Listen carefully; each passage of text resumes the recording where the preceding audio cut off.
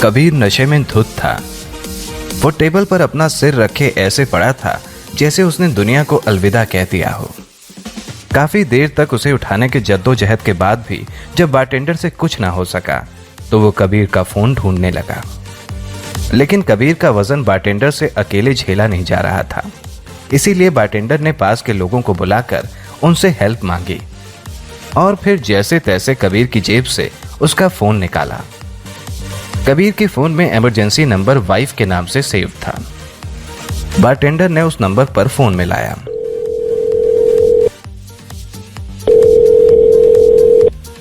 काफी घंटी बजने के बाद आखिरकार किसी ने फोन उठाया। फोन की दूसरी साइड से किसी लड़की की आवाज आई।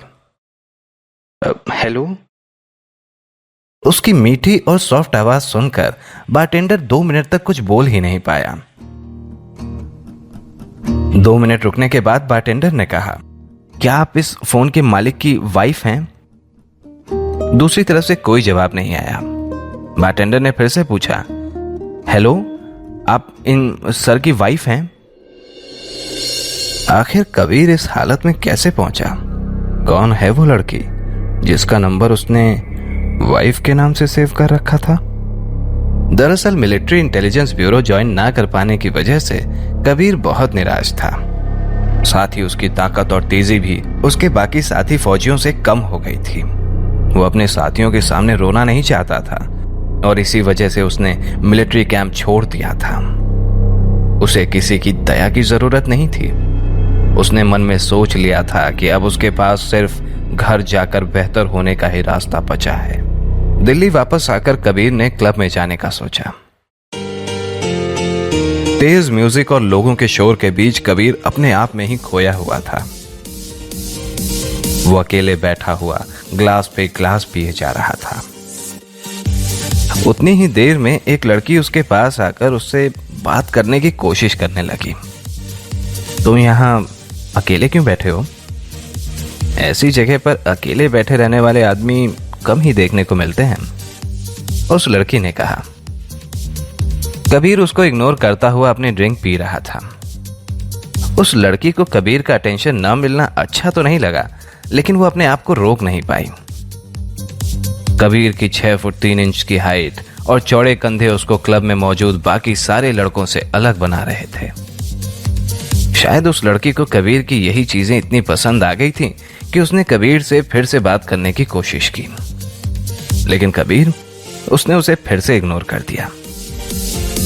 सुनिए, इसे एक और ड्रिंक दे दीजिए मेरी तरफ से, उस लड़की ने बारटेंडर से कहा।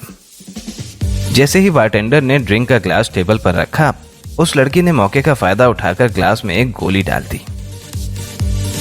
मगर कबीर ने उसे ऐसा करते हुए देख लिया और उसने कहा, मुझे इतनी भी नहीं चढ़ी है कि अंधा हो जाऊं। चुपचाप यहां से चली जाओ, वरना सबके सामने बेइज्जती हो जाएगी तुम्हारी, कबीर ने चिल्लाकर कहा। वो लड़की कबीर के चिल्लाने से कांप उठी और शर्म के मारे वहां से चली गई।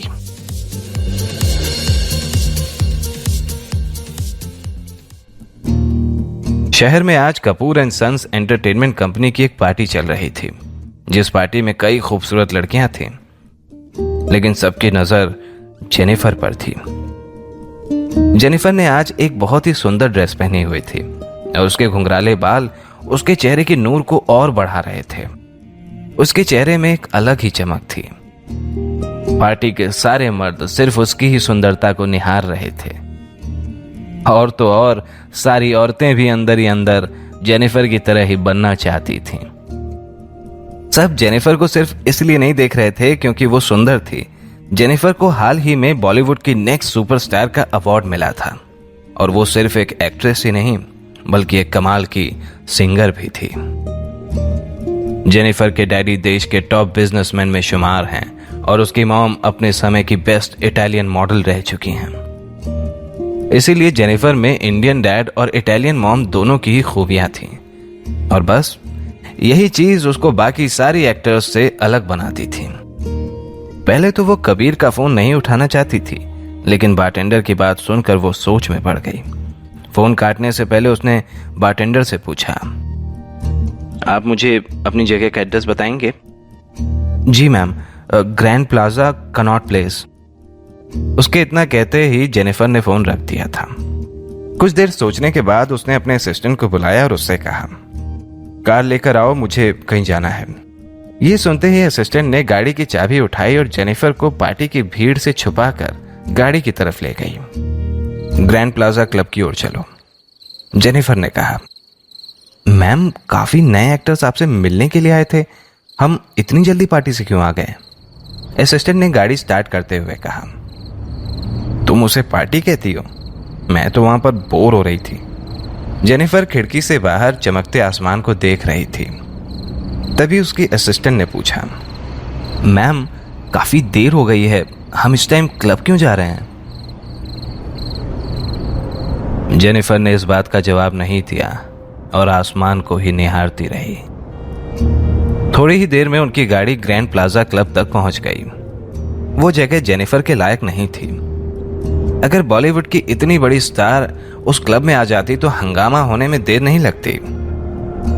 इसी वजह से जेनिफर ने खुद ना जाते हुए अपने असिस्टेंट को क्लब के अंदर जाने को कहा। कीर्ति, तुम अंदर जाओ और अंदर से कबीर शेखावत नाम के इंसान को लेकर बाहर आ जाओ। कीर्ति काफी सारे सवाल पूछना चाहती थी, लेकिन उसने इस समय जेनिफर की बात बिना किसी सवाल के ही मानना सही समझा। वो अंदर गई और थोड़ी ही देर में कबीर को लेकर बाहर आ गई।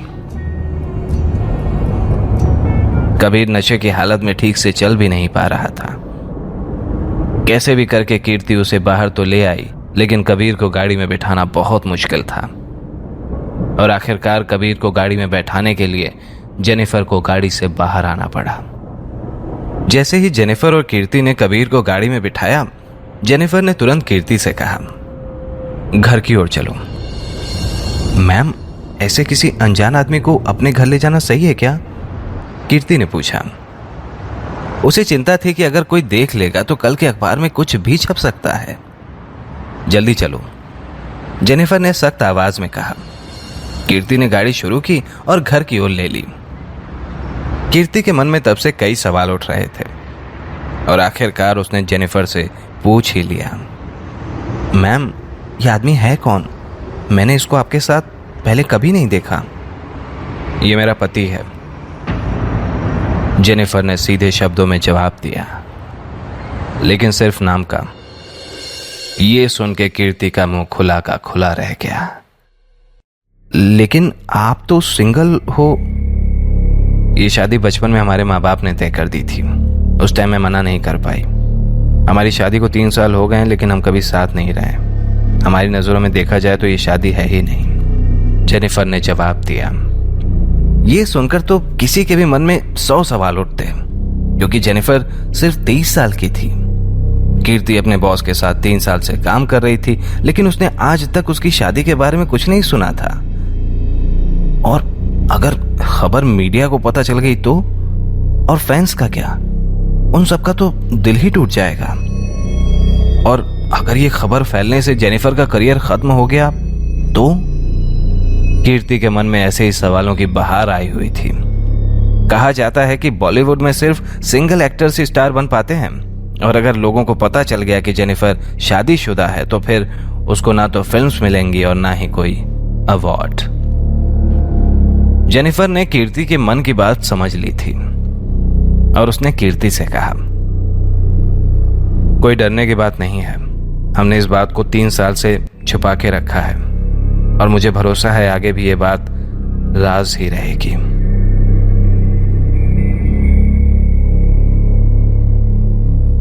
आगे की कहानी जानने के लिए देखें अगला एपिसोड सिर्फ पॉकेट एफएम के YouTube चैनल पर, और सीक्रेट फौजी के सारे एपिसोड्स को सुनने के लिए डिस्क्रिप्शन में दी लिंक से डाउनलोड करें पॉकेट एफएम ऐप।